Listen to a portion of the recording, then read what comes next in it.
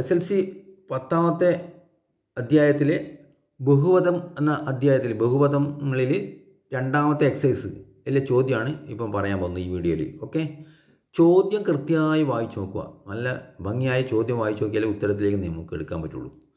Okay, ചുവടെയുള്ള ഒരു ജോഡി ബഹുപദങ്ങളിൽ ആദ്യത്തെ ബഹുപദത്തിൽ നിന്ന് ഏത് സംഖ്യ കുറച്ചാണ് രണ്ടാമത്തെ ബഹുപദം ഘടകമായ ബഹുപദം കിട്ടുന്നതെന്ന് കണക്കാക്കുക. ഇങ്ങനെ കുറച്ച് കിട്ടുന്ന ബഹുപദത്തിൻ്റെ രണ്ടാമത്തെ ബഹുപദം കണ്ടുപിടിക്കുക. നമുക്കിവിടെ തന്നത്, അതായത് ഇങ്ങനെയുള്ളൊരു ചോദ്യത്തിൽ എപ്പം തരുന്നത്, ഒരു ബഹുപദവും ഒരു രണ്ടാംഗതിയിലൊരു ബഹുപദം തരും, ഒരു ഒന്നാംഗതിയിലെ ബഹുപദം തരും. നമുക്കറിയാം രണ്ടാംഗതിയിലൊരു ബഹുപദത്തിന് ഘടകക്രിയയായിട്ട് രണ്ട് ഒന്നാംഗതിയിലെ ഘടകങ്ങൾ കിട്ടും, ഒന്നാംഗതിയിലെ ബഹുപദം കിട്ടും.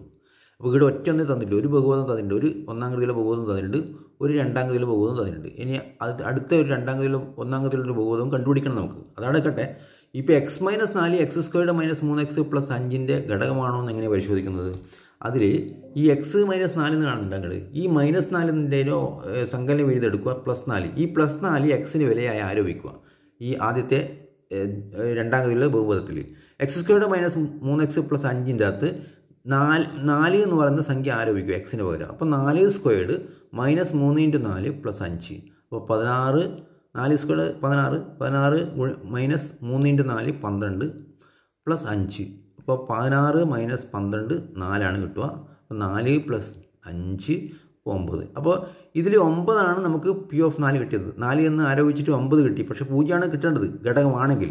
അപ്പോൾ P(4) 0 കിട്ടാത്തതുകൊണ്ടാണ് നമുക്കെന്ത് പറയണം, x-4 എന്ന് പറയുന്നത് x² - 3x + 5ൻ്റെ ഘടകമല്ല എന്ന് പറയണം. അതായത് 4 എന്ന് ആരോപിച്ചിട്ട് 0 കിട്ടിയിട്ടുണ്ടെങ്കിൽ ഘടകമാണെന്ന് പറയാം. എന്നാൽ ഘടകമാകുന്നത് എപ്പോഴാണ്? ഘടകമാകുന്നത് ഈ 9, ഈ കിട്ടിയ 9 ഈ x² - 3x + 5ൽ നിന്ന് കുറച്ചാൽ മതി. അപ്പോൾ x-4 ഒരു ഘടകമാവും. അപ്പോൾ ഇനി അടുത്ത സ്റ്റെപ്പ് അതാണ്. അതായത് x-4 ഘടകമാവണമെങ്കിൽ ഈ x² - 3x + 5ൽ നിന്ന് 9 കുറക്കുക.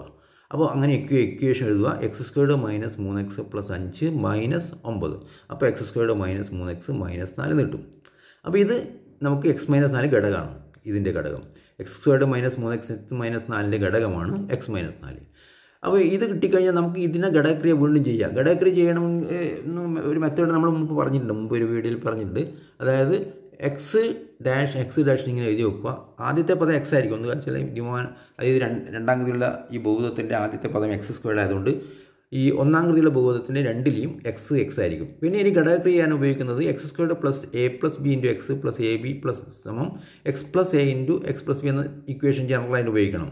ഇതെന്താണ് ഉദ്ദേശം? ഇങ്ങനെ കണ്ടുപിടിക്കുന്നത് എങ്ങനെയാണുള്ളത്, ഈ രണ്ടാമത്തെ രണ്ട് പദങ്ങളും കൂട്ടിയാൽ -3ഉം ഗുണിച്ചാൽ -4 കിട്ടുന്ന ഒരു സംഖ്യയെക്കുറിച്ച് നമ്മൾ ചിന്തിക്കണം. അപ്പോൾ a = -4ഉം b = +1 ആയാൽ -4 + 1 അത് -3 കിട്ടും.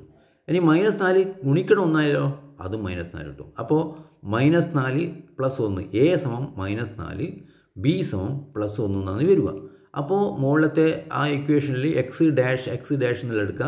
ആദ്യത്തേത് -4ഉം പിന്നീട് രണ്ടാമത്തേൽ +1 ആയിരിക്കും. അപ്പോൾ x-4 x + 1 ആണ് ഇതിൻ്റെ രണ്ട് ഘടകങ്ങൾ വരുന്നത്. അപ്പോൾ ഈ ബഹുപദത്തിൽ, ഈ ഒന്നാംഗതിയിലുള്ള ബഹുപദത്തിൽ രണ്ടാമത്തെ ബഹുപദം എന്ന് പറയുന്നത് x + 1 ആണ്. മറ്റേതേ നമുക്ക് കിട്ടിയിട്ടുണ്ട്. ഒന്നാമത്തെ ഉത്തരം അപ്പോൾ എന്താണ്? 9. 9 കുറച്ച് ഒന്നാമത്തെ ഉത്തരം 9, രണ്ടാമത്തെ ഉത്തരം